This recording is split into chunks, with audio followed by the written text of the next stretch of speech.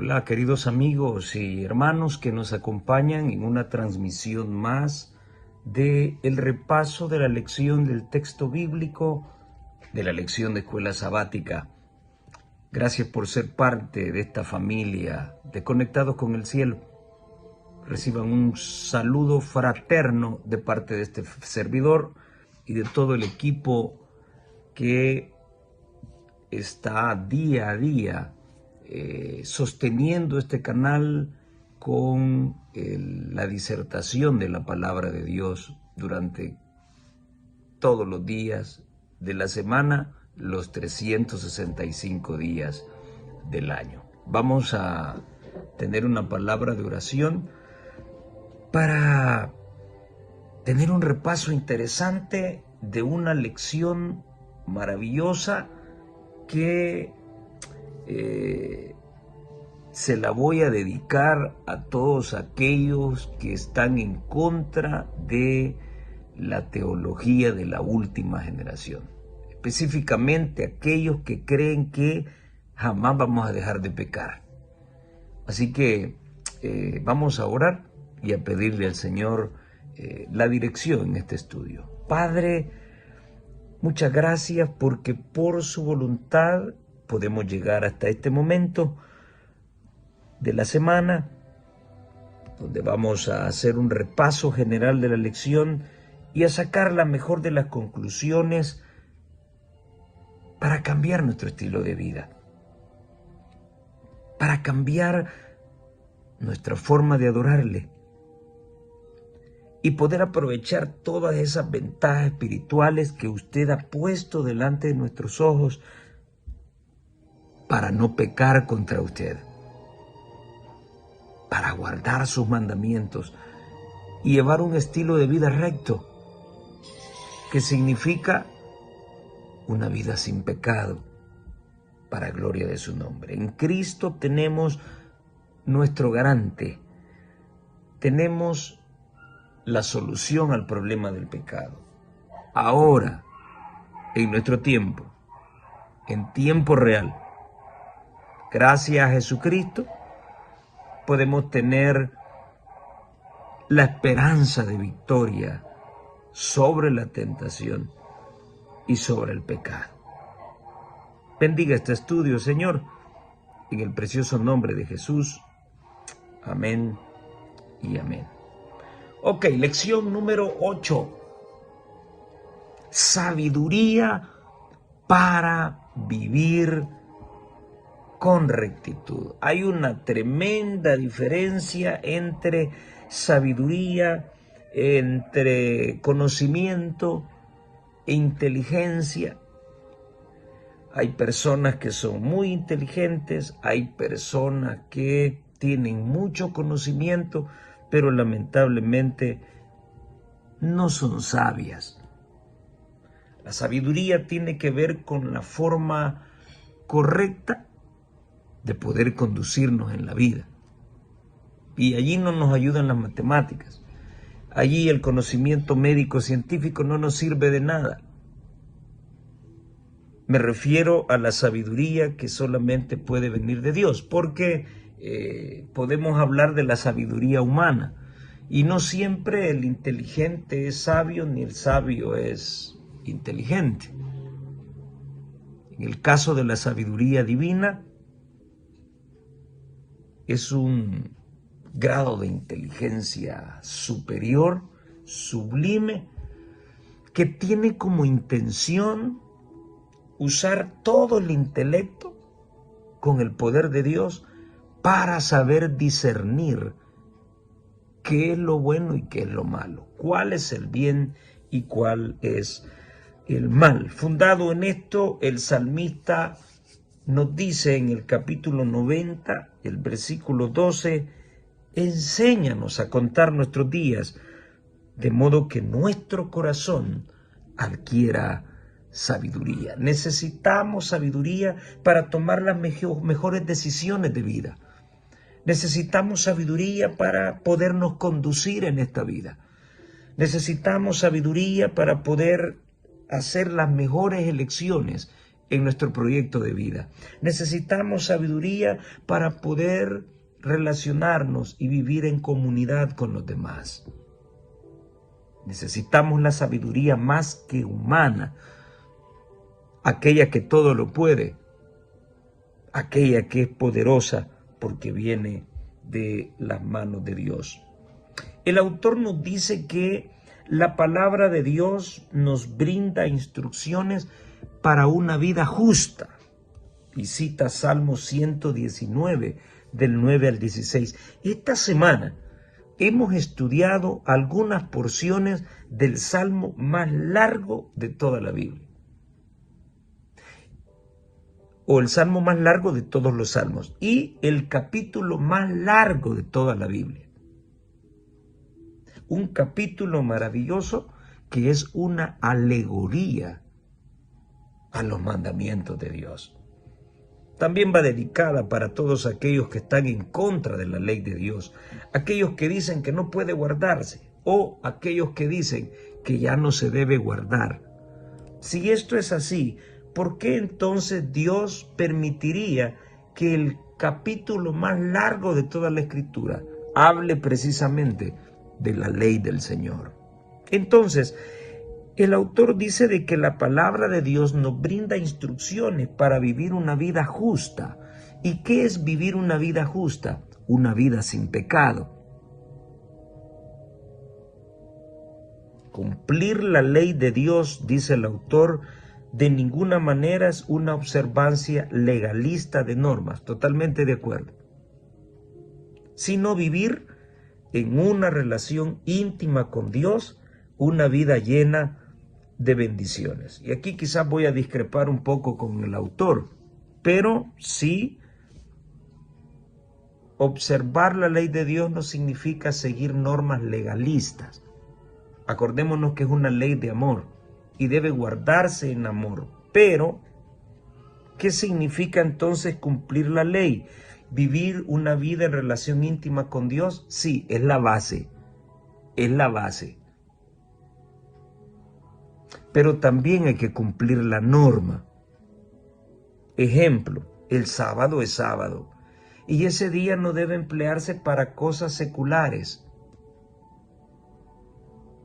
Ese día sabemos que no se puede comprar ni vender. Sin embargo, el sábado fue hecho para el hombre, para hacerle bien al hombre. Si hay una persona enferma y necesita que yo vaya y le compre una medicina, pues voy a hacerlo. Eso es guardar la ley no legalistamente. Pero si voy a decir, fíjese que yo con gusto le compré el medicamento, pero fíjese que hoy es el día del Señor y yo no puedo comprar ni puedo vender. Eso es guardar la ley de una forma legalista, así como lo hacían los escribas y fariseos. La ley de los 10 mandamientos se sostiene bajo el principio del amor. El sábado fue creado por causa del hombre, dijo Jesús. Así que es lícito hacer bien en sábado. Así que guardar la ley tiene como fundamento tener una relación íntima con Dios, porque a medida que conozcamos a Dios, entonces vamos a valorar y vamos a apreciar su santa y divina ley. Entonces el autor recomienda vivir una relación íntima con Dios y una vida llena de bendiciones. Muy bien, sí, yo puedo observar los mandamientos de Dios, pero no siempre voy a recibir bendiciones. Recordémonos que también mientras estemos en este mundo vamos a ser probados por Dios. Y en hacer el bien no podemos darnos vacación. Dios nos prueba constantemente. Así que si tú vas a guardar los mandamientos solamente para obtener bendiciones, estás mal enfocado, estás haciendo malas cosas. Tú vas a guardar los mandamientos de Dios en respuesta a su amor, en respuesta por lo que Él ya hizo por ti, en respuesta a las bendiciones que Él ya te dio. Pero si guardas los mandamientos para recibir bendición, estás mal enfocado. Y en eso sí no estoy de acuerdo con el autor. La clave principal para guardar los mandamientos de Dios es tener una relación íntima con Dios. Decía un predicador de mi país que, estando en una de nuestras iglesias, que nadie ha guardado los mandamientos ni los guardará. Bueno, entonces miente el Salmo 119 en cada una de sus cláusulas y principios. Entonces miente Apocalipsis 14, 12. Entonces miente Apocalipsis 12, 17. Aquí está la paciencia de los santos, los que guardan los mandamientos de Dios. Si nadie los guarda ni los guardará, entonces es una utopía que se hable de un grupo que en el tiempo del fin guardará los mandamientos de Dios. Así de desenfocados están algunos teólogos, y me da pena porque viven de eso, pero están engañando a la iglesia. ¿Por qué? Bueno, es un plan orquestado, y de eso pues podríamos hablar en otra ocasión. Ahora, a pesar de que podemos guardar los mandamientos de Dios teniendo una relación íntima con Dios, el autor dice que no obstante, la vida del justo no está libre de tentaciones. Claro, mientras estemos en este mundo, tentaciones vamos a tener. Satanás va a lanzar sus dardos una y otra vez de tal manera que seamos vencidos por la tentación y caigamos en pecado definitivamente. Ese enfrentamiento con Satanás, donde él nos tienta y nosotros tratamos de resistir para no caer en tentación, esa lucha va a terminar hasta que Cristo venga. Esa lucha. Pero por el poder de Cristo, yo sí puedo librarme del pecado y puedo llevar una vida santa, sin pecado, a través de la fortaleza que puedo encontrar en Cristo Jesús, porque sin Él no soy nada. Todo lo puedo en Cristo que me fortalece. Así que Cristo es poderoso para librarme del pecado, pero también es poderoso para mantenerme sin caída. Así que en este mundo sí puedo dejar de pecar, sí puedo librarme del pecado. Ahora, yo no estoy diciendo esto, como lo he dicho en otras ocasiones, porque no peque. Tampoco el autor que ha hecho esta lección y que ha hablado mucho de los mandamientos de Dios y que también nos ha dejado entrever que estamos llamados a un estilo de vida santo y sin pecado, él no lo ha escrito porque él no peca o no comete pecado. Ahora, que uno hace lo posible por pecar muchísimo menos, pues esa es la cuestión. El asunto es estar en ese ejercicio espiritual hasta el momento en que podamos dejar de pecar definitivamente. Ojo, al hablar de ese ejercicio espiritual, no estoy hablando de los ejercicios espirituales de Ignacio de Loyola, ¿sí? Estoy hablando de esa dinámica espiritual que debe haber. Yo orando todo el tiempo, o ayunando todo el tiempo, hablando con Dios todo el tiempo, caminando con Dios todo el tiempo. A ese ejercicio me refiero. No me refiero a una meditación trascendental, sino al hecho de hacer de Dios una realidad constante en mi vida, a diario. Correr hacia Él cuando la tentación aparezca. Y no quedarme como Eva contemplándola y mucho menos entablando un diálogo con Satanás. Entonces, el justo también puede ser tentado. Y no hay nada de malo en eso. Cristo fue tentado en todo, pero Él no pecó. Y Él vino a esta tierra a enseñarme la clave para no pecar. Estar ligado a su Padre. Esa es la clave. Muy de acuerdo con el autor cuando dice que hay que vivir una vida en relación íntima con Dios para poder guardar los mandamientos. Totalmente de acuerdo, totalmente. Pero el justo también puede recibir tentaciones. Y dice el autor que a veces también puede caer en pecado.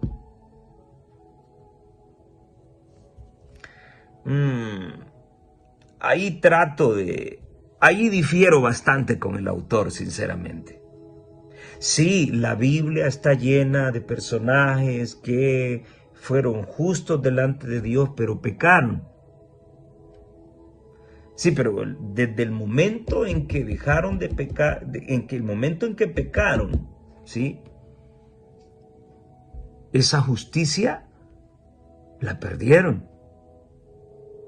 ¿Cómo la volvieron a recobrar? Ah, bueno, se levantaron, se tomaron de Cristo y se levantaron.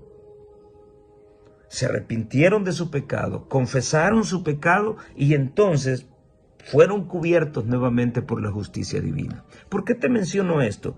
Porque al cristiano se le da una armadura. Y es una armadura que Dios te recomienda. Y Dios no va a recomendarte métodos que no puedan controlar el pecado. Entonces, el que cae es porque en algún momento se soltó de Dios. Ya no usó la armadura, ¿sí? Entonces ya venía planificando su caída, ¿sí? Entonces, ¿dónde está lo justo en esa persona? Ahora, cuando caes y te arrepientes, confiesas tu pecado, te tomas de Jesús y te levantas, entonces la justicia divina vuelve a cubrirte. Pero la vida cristiana no es eso, caerse y levantarse. Eso es lo que nos quieren meter en la cabeza. Y ya hemos hablado de esto en otras ocasiones. Eso es lo que quieren meternos en la cabeza, ¿sí? Hermano, ¿usted está queriendo decir de que el justo cuando peca deja de ser justo? Pues claro. ¿Y no pecó, pues? Ahora, ¿puede volver a recobrar la justicia? ¿Puede volver a ser justo? Claro. ¿Qué debe hacer? Bueno, confiar en Dios, confesar su pecado y ponerse de pie y seguir caminando.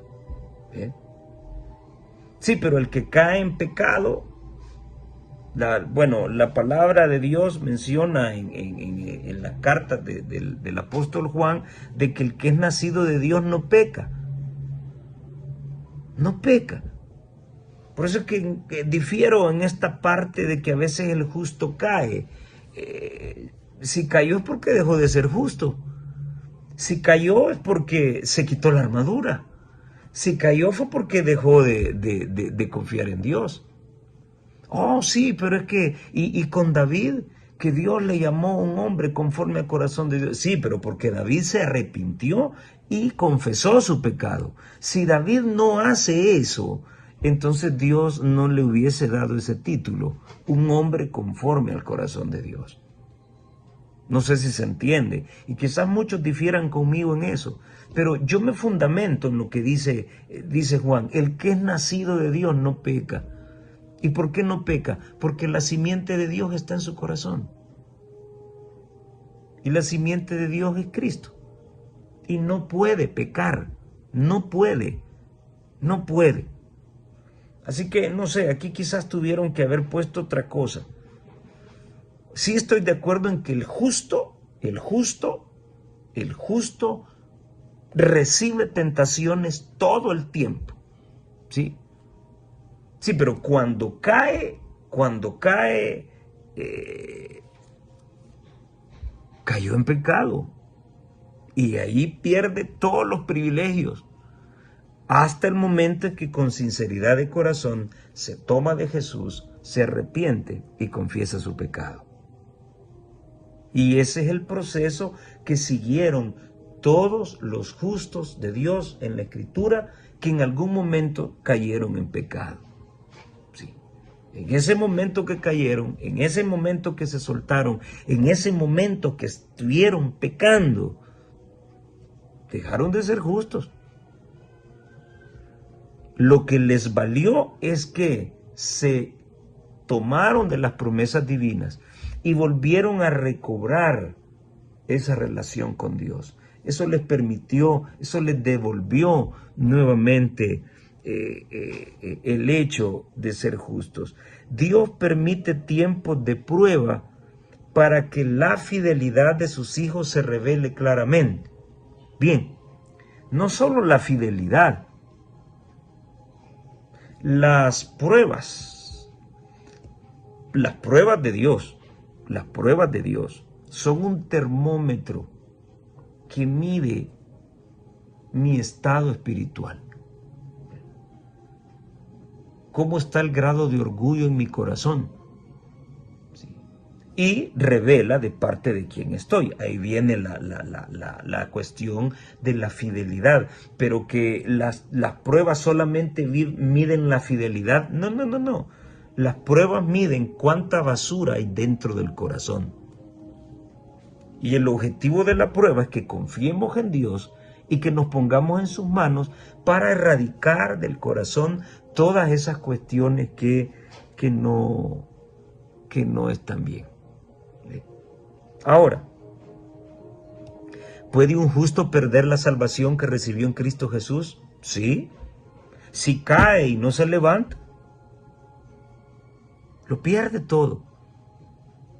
Pero si cae, se arrepiente, confiesa su pecado y se toma de Dios y se levanta y continúa andando, entonces es restaurado. Espero que quede clara esta cuestión, ¿sí? Pero nadie me puede decir que alguien es cristiano y bebe alcohol y sigue siendo cristiano. Ese no es un cristiano. Ese no es un cristiano. Será un cristiano caído, pero un cristiano justo con la pureza que Dios quiere que todo humano tenga, no lo es. Ahora, ¿puede recobrar su estado? Claro. ¿Cómo? Dejando el alcohol, arrepentirse de eso, confesar su pecado, tomarse de Cristo y seguir adelante. O allí puede recobrar otra vez la justicia.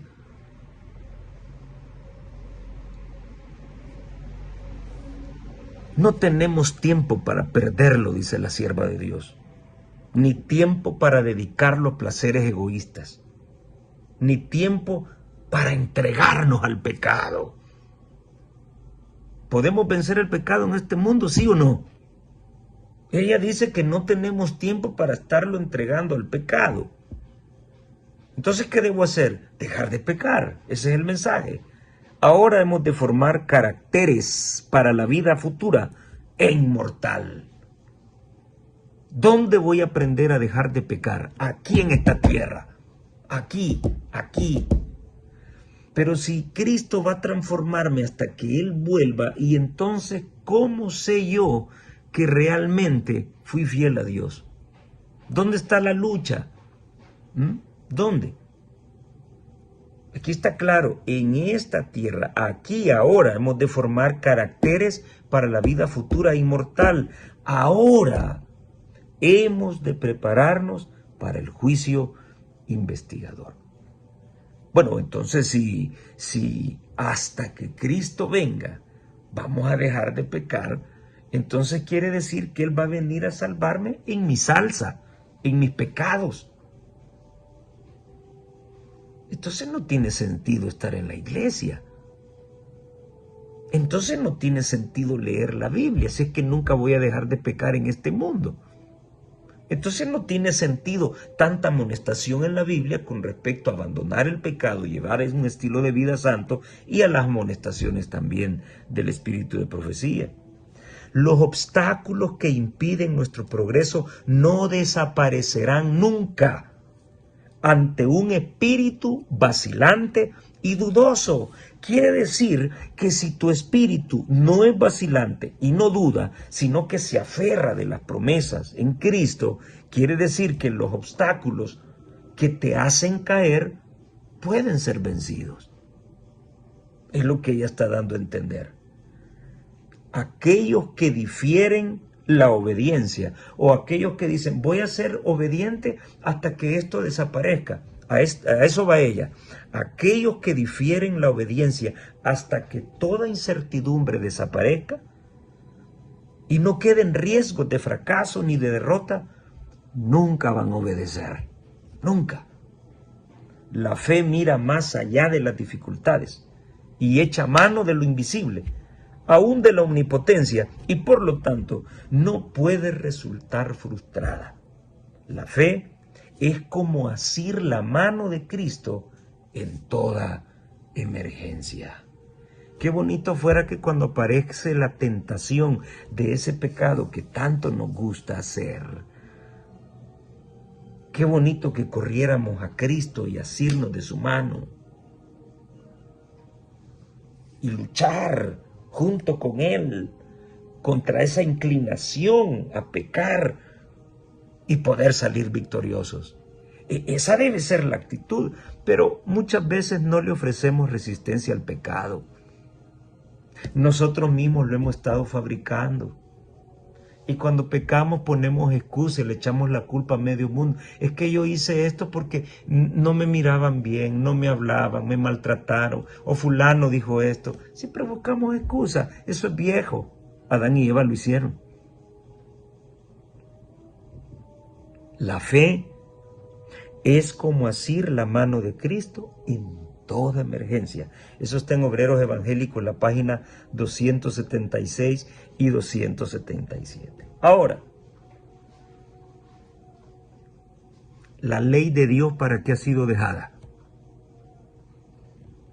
¿Para protegernos contra el pecado o para seguir pecando? El título de la lección del domingo dice: en mi corazón he guardado tus dichos.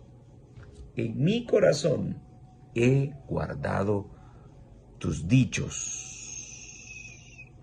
Y allí el autor de la lección menciona Salmo 119, los versículos del 1 al 16 y los versículos del 161 al 168. Y pregunta: ¿cómo debemos guardar los mandamientos de Dios y cuáles son las bendiciones que recibimos al guardar esos mandamientos? Bueno, en primer lugar, la palabra dice de que los que andan en la ley de Dios son perfectos de camino. Son bienaventurados los que guardan sus testimonios y los que le buscan con todo el corazón. No hacen iniquidad los que andan en los caminos de Dios. ¿Cuáles son los caminos de Dios? Sus mandamientos. Tú encargaste que sean muy guardados tus mandamientos. Ojalá fuesen ordenados mis caminos para guardar tus estatutos. Entonces yo no sería avergonzado. El que guarda los mandamientos de Dios tiene como bendición el no ser avergonzado. Te alabaré con rectitud de corazón cuando yo aprenda tus justos juicios. ¿Por qué el justo es llamado justo? Es llamado justo por la justicia de Cristo. Una justicia de Cristo que se presenta en forma de normativa a través de los 10 mandamientos. ¿Por qué? Porque esos mandamientos son justos juicios. Por eso te decía a ti, el que peca deja de ser justo. O sea, en el momento que está consumando el hecho de pecado, deja de ser justo.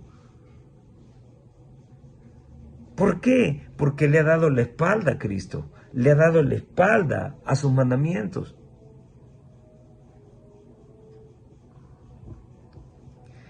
Con todo mi corazón te he buscado.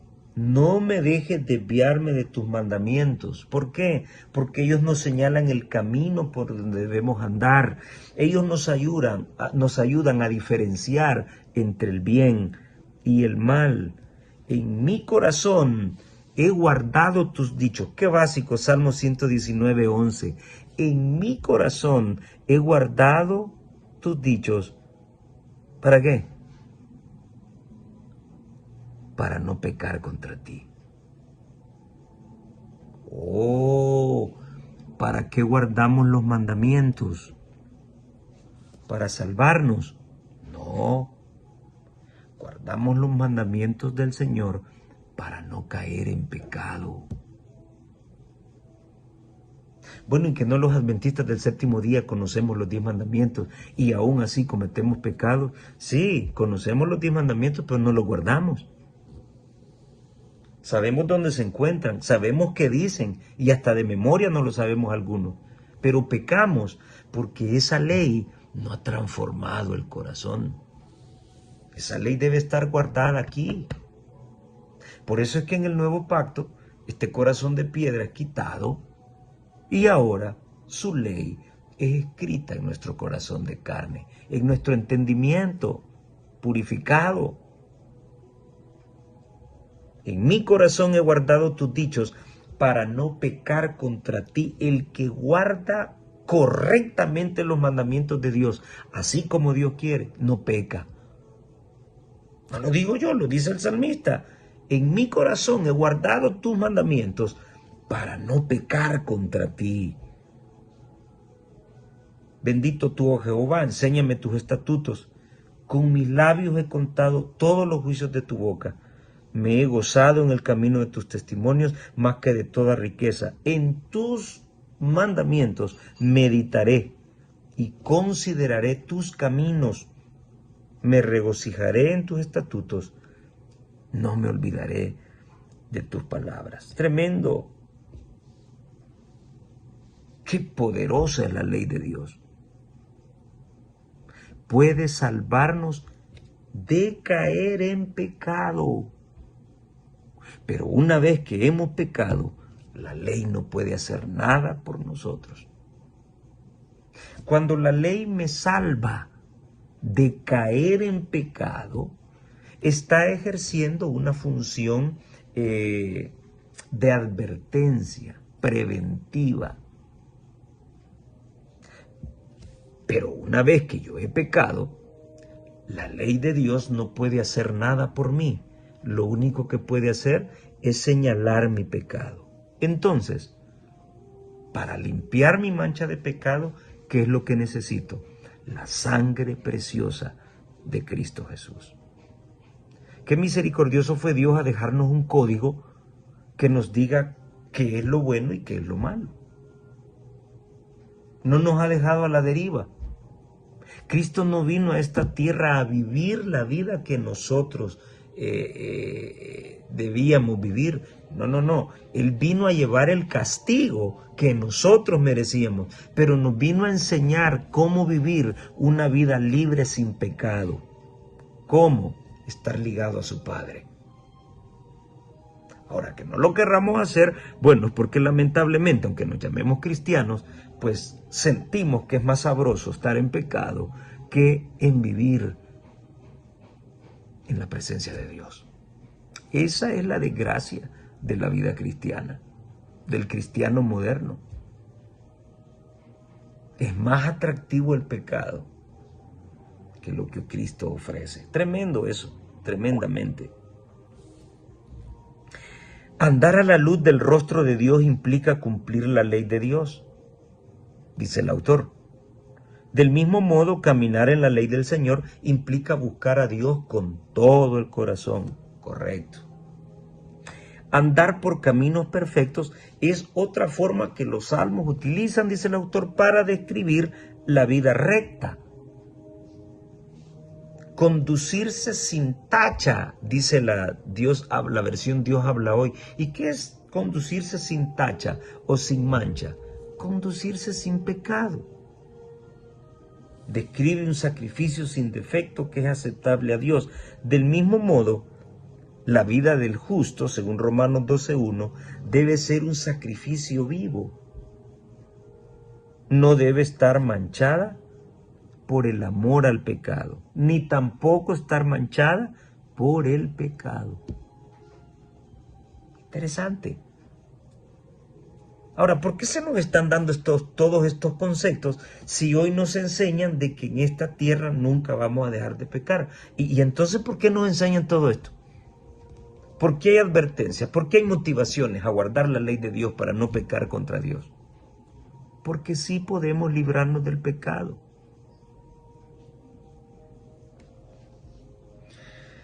Ser sin tacha, dice el autor,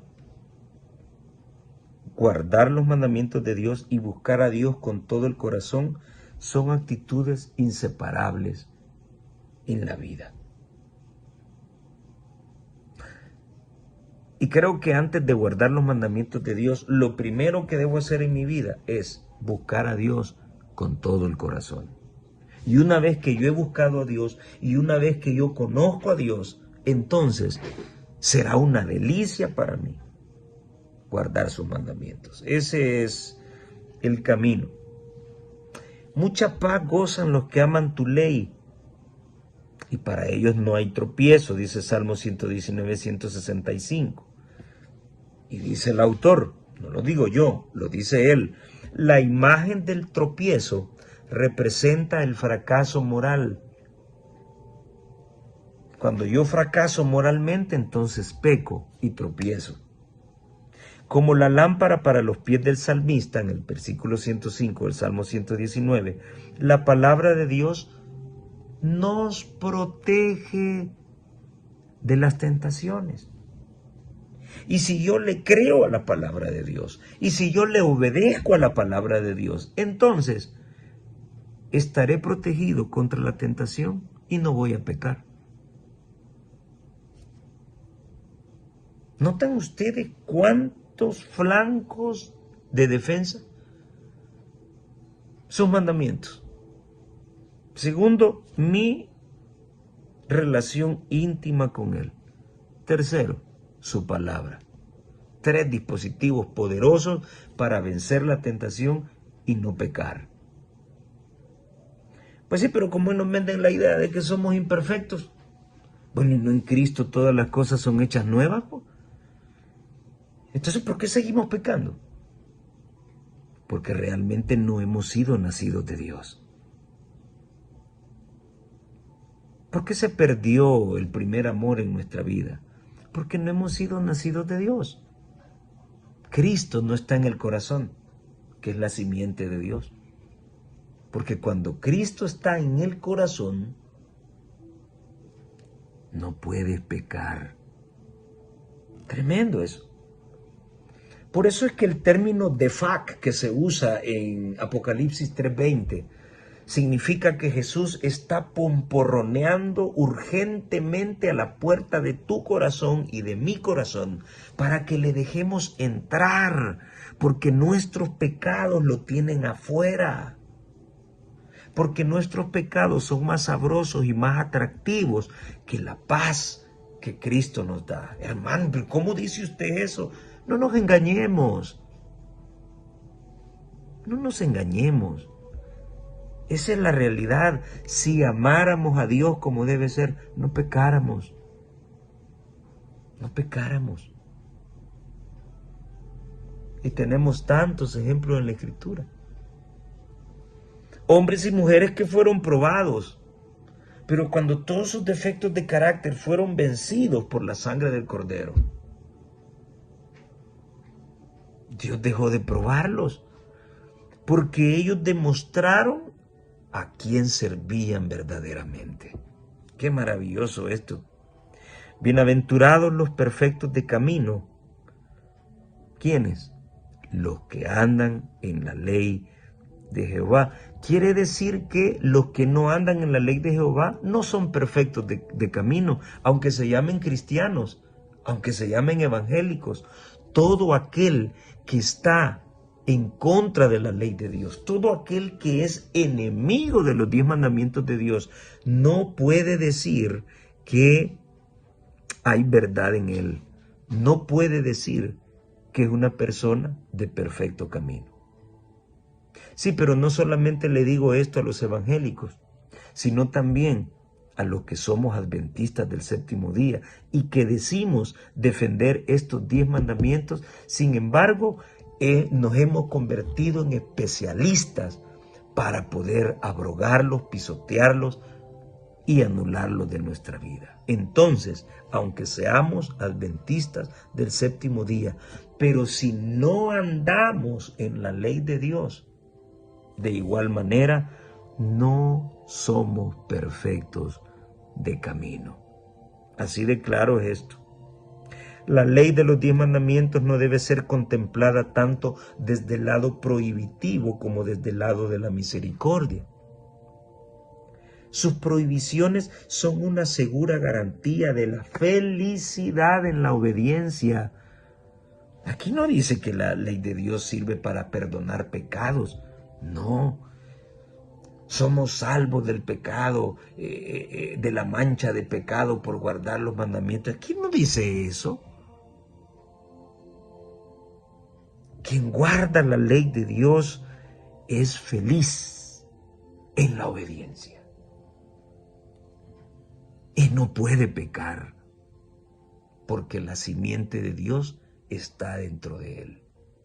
Pero una vez que peca, la ley no puede hacer nada por él. Ya no puede actuar preventivamente. Ahora lo señala y lo condena. Entonces, es cuando necesitamos la sangre de Cristo para la limpieza del pecado y volver a recobrar el título de justos. Cuando se le recibe en Cristo a la ley, obra en nosotros la pureza de carácter que nos proporcionará gozo a través de edades eternas. Para el obediente, la ley es una muralla de protección. Contemplamos en esa ley la bondad de Dios, quien revelándole a los hombres los principios inmutables de justicia, procura escucharlos de los males que resultan de la transgresión. Qué maravilloso, qué maravillosa cita esa. Ahora la lección del lunes tiene el título el título general de la lección. Enséñanos a contar, bueno, la cláusula del texto base de la lección lo tiene como título la lección del lunes. Enséñanos a contar nuestros días. ¿Y qué significa eso de contar nuestros días? La mensajera de Dios, en la página 277 y 278 de Ministerio de Curación dice: se nos amonesta a redimir el tiempo. Pero el tiempo desperdiciado no puede recuperarse jamás, dice ella. No podemos hacer retroceder ni un solo momento. La única manera en la cual podemos redimir nuestro tiempo es aprovechando lo más posible el que nos queda ahorita, colaborando con Dios en su gran plan de redención. Esa es la forma correcta de redimir el tiempo. Trabajar en la obra de Dios. Llevar almas a sus pies. Que la gente conozca la mayor cantidad de verdad y que se preparen en serio para encontrarse con su Creador. El martes nos habla de la prueba del Señor. Y allí se nos menciona el caso de Israel en Meriba, donde Israel fue probado por Dios. A veces Dios nos pide, a veces Dios permite que nosotros demos una gran vuelta, así como la dio Israel en el desierto. ¿Y qué dice la palabra en Deuteronomio, en Éxodo? Que Dios permitió todo esto para probar a Israel, para saber qué había en su corazón, para saber si andaban en su ley o no. Así que no reneguemos cuando vengan las pruebas. Dios no está buscando algo. No. Dios quiere que nosotros descubramos qué es lo que hay dentro de nuestro corazón. Él ya lo sabe. Él ya lo sabe. Él quiere que nosotros, por nuestra propia cuenta, nos demos cuenta que, a pesar de que andemos con la Biblia debajo del sobaco y nos demos golpes de pecho en la iglesia, y ayunemos y participemos en programas y un montón de cuestiones, si nosotros no tenemos una relación íntima con Dios, entonces vamos a flaquear en las pruebas. Entonces, andar de corbata, de traje, decir esto, lo otro, aquí y allá, no significa una gran cosa. ¿Cuál es tu actuación frente a las pruebas? ¿No lo aceptas? ¿Reniegas? Entonces quiere decir que hay mucho orgullo en tu corazón. Las pruebas tienen como objetivo demostrarnos qué es lo que hay dentro del corazón. Y en segundo lugar, son la oportunidad que Dios utiliza para manifestarse poderosamente en nuestra vida y recordarnos que Él es nuestro Dios y nuestro protector. La referencia a Meriba, dice el autor, transmite un doble mensaje. El primero, el pueblo de Dios no debe repetir los errores de las generaciones pasadas. Y es lo que estamos haciendo hoy. Enfrente de la nariz de Dios pecamos. Le tenemos más miedo a la junta de iglesia que a Dios. Nos escondemos del pastor, nos escondemos de la junta y Dios nos vale. Le tenemos más miedo a la carne que al poder de Dios. Entonces el primer mensaje de Meriba es que no debemos cometer los errores del pasado que cometió Israel. Al contrario, debe confiar en Dios y seguir su camino. En segundo lugar, dice el autor, aunque el pueblo fracasó en la prueba, Dios acudió en su rescate cuando estaba en apuros. Sí, pero por otro lado, cuando el pueblo decidió desviarse, entonces vino Dios y no tuvo otro remedio que destruir. Si no, recordemos lo que le ocurrió a Datán y a Abiram, a Coré. Sí, no siempre él llegó en rescate. Dios llega al rescate cuando hay algo que se puede rescatar. Pero cuando hay algo que ya no, porque obstinadamente insiste en su orgullo, entonces no le queda a Dios otro remedio que destruir. Yo creo que esta parte le faltó mencionarla al autor. El objetivo de la disciplina divina es fortalecer a los hijos de Dios y prepararlos para el cumplimiento de la promesa.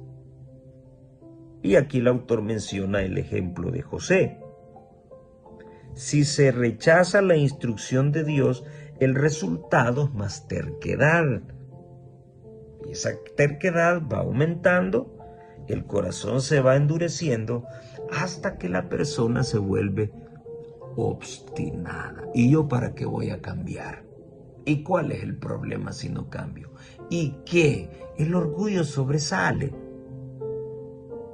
Porque lamentablemente se ha endurecido el corazón debido a la terquedad frente a los requerimientos divinos. El rechazo de la instrucción de Dios, dice el autor, trae como resultado una terquedad mayor y mayor. Ahora, ¿qué cita más maravillosa la que encontramos en la lección del martes, en Testimonios para la Iglesia, tomo 4, página 146. Dios requiere pronta e implícita obediencia a su ley. Pronta. Pero los hombres están dormidos o paralizados por los engaños de Satanás, quien les sugiere excusas y subterfugios y vence sus escrúpulos diciendo, como dijo a Eva en el huerto, no van a morir. La desobediencia no solo endurece el corazón y la conciencia del culpable, sino también tiende a corromper la fe de los demás. Miren ustedes todo lo que puede arrastrar. Lo que les parecía muy malo al principio va perdiendo gradualmente esta apariencia al estar constantemente delante de sus ojos, hasta que finalmente dudan de que sea realmente un pecado e inconscientemente caen en el mismo error. ¿Cuántas cosas que hace años la Iglesia Adventista llamaba pecado, hoy ya no lo son? Lo que hace un par de años atrás la Iglesia Adventista llamaba malo, hoy ya no es tan malo. Pintura, pantalones, alhajas, música mundana dentro de la iglesia, métodos evangelísticos tomados del mundo, ya no es malo. ¿Qué es lo que ha ocurrido? Tenemos corazones endurecidos. ¿Cómo se ha cumplido la palabra de Dios en la iglesia adventista? La parte mala. Pero si nos sostenemos, si reaccionamos, si nos arrepentimos, si confesamos nuestro pecado y nos tomamos de Cristo, entonces Dios nos usará poderosamente. De eso que no te quepa duda. El engaño del mal camino. Vemos allí que en el Salmo 141 el salmista ora porque quiere recibir protección del mal camino, de las sendas de los que no son justos. El verdadero cristiano teme ofender a Dios, teme pecar contra Dios. El autor nos dice que el Salmo 141 es una oración para pedir protección contra las tentaciones internas y externas. ¿Y por qué? Porque si somos protegidos de la tentación, no vamos a pecar. Entonces sí se puede vencer el pecado en esta tierra. ¿Y por qué algunos sinvergüenzas andan enseñando otra cosa? Los han mandado a enseñarla. Entonces, el salmista no solamente se ve amenazado por los planes de la gente mala, según Salmo 141, 9 y 10, sino también se siente tentado a hacer lo mismo que ellos hacen. El primer punto débil es el dominio propio al hablar. ¿Y por qué no tenemos dominio propio? El dominio propio nos da carácter para enfrentar la tentación y decir, por la gracia de Dios, yo no voy a pecar. Pero ¿por qué no tenemos dominio propio? Por lo que comemos. Estamos tan toxificados. Nuestro cerebro está tan contaminado que le cuesta discernir las cosas celestiales y no sabe hacer diferencia entre lo santo y lo profano. Por eso Dios le recomendó a Aarón y a los únicos 2 hijos que le quedaron de que no debían beber vino ni sidra al presentarse delante de Dios al servir al santuario.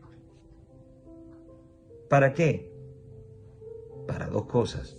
1, saber discernir entre el bien y el mal.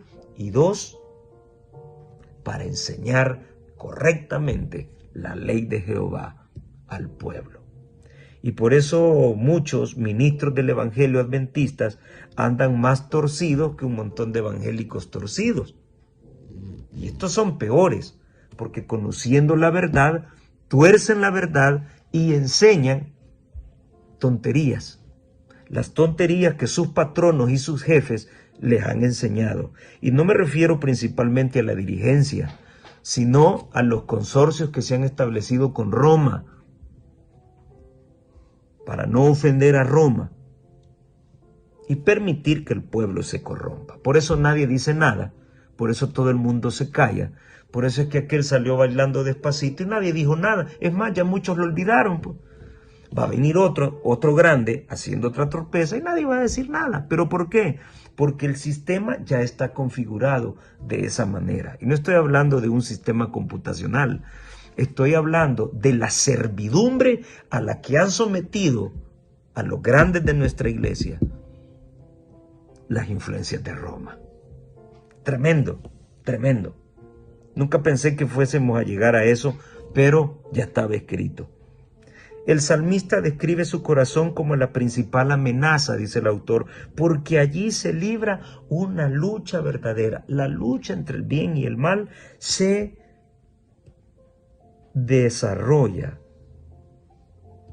en el corazón. Y cuando hablamos de corazón, hablamos de 2 cosas. 1, el corazón sentimental, que es el que está en el pecho, y otro es el corazón racional, que es el que está en el encéfalo. Tremendo. En esas 2 regiones es donde se realiza la más grande de las luchas, la lucha entre el bien y el mal. Cuando el raciocinio funciona, desaparece el sentimentalismo. Nos volvemos insensibles con la necesidad de los demás y las cosas se complican. Dice la sierva del Señor en Testimonios para la Iglesia, tomo 4, páginas 512 y 513. Los ángeles están dedicados noche y día en el servicio de Dios para elevación del hombre, de acuerdo con el plan de salvación. ¿Para qué? Para elevación del hombre. Y ustedes mentirosos que andan enseñando de que esa generación perfecta sin pecado antes de que Cristo venga no existe, contrasta con lo que está diciendo la sierva de Dios. Eso significa que el hombre va a permanecer en un estado de degradación mental hasta que venga Cristo a transformarlo. ¿Qué es lo que va a transformar Cristo cuando venga? ¿Mi inclinación a pecar o mi carne corruptible a carne incorruptible? Lo que va a venir a transformar es mi carne y va a darme un cuerpo especial. Y me lo va a dar si en esta tierra yo aprendí a vivir sin pecado. Que no te engañen, querido hermano, que no te engañen, querido amigo. Los ángeles están dedicados noche y día en el servicio de Dios para elevación del hombre de acuerdo con el plan de salvación. Se requiere del hombre que ame a Dios supremamente, es decir, con toda su fuerza, con toda su mente y con todo el corazón, y a su prójimo como a sí mismo. ¿Qué es lo que hay que hacer entonces? Hay que amar la ley de Dios. Porque en eso se resume. Amar a Dios y amar a mis semejantes. Esto no lo puede hacer a menos que se niegue a sí mismo.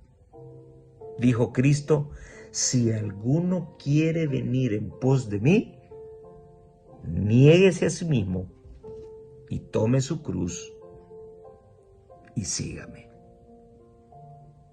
Y mira lo que dice la lección del día jueves. Bendiciones para una vida recta. ¿Y una vida recta qué significa? Una vida sin pecado. ¿Cuáles son las bendiciones que recibes según Salmo 1 y Salmo 112?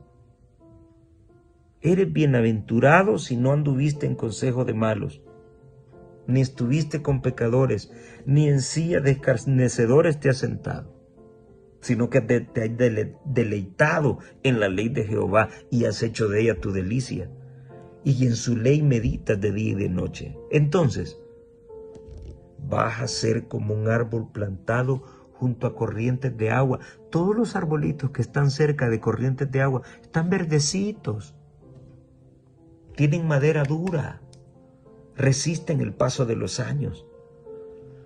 Ese árbol plantado cerca de un arroyo da su fruto a todo tiempo y su hoja no se cae.